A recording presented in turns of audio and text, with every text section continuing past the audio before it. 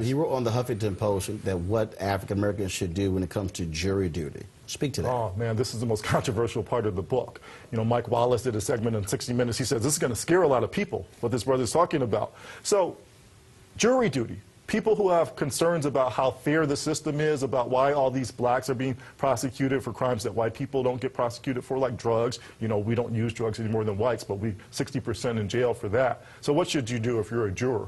What I suggest is, even if you think the guy did it, if it's a non-violent drug case, vote not guilty. It's perfectly legal. It's called jury nullification. It's a proud part of our constitutional tradition. So I think it's a kind of civil disobedience we could use to send a message to President Obama, to the Congress, to state legislators, that we need more responsible solutions to the problems in our community other than locking up 1 in 3 young black men. So you're saying don't vote guilty?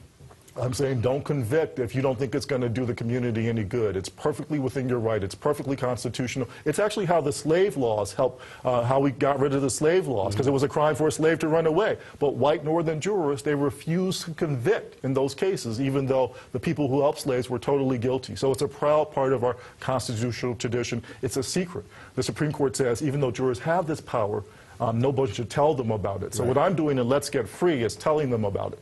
All right, folks, the book is Let's Get Free, A Hip-Hop Theory of Justice by Paul Butler. Definitely check the book out. Certainly interesting theory that I'm sure some people will certainly be surprised that you actually made that comment being a former prosecutor. Paul, thanks a bunch. Thanks for having me. All right.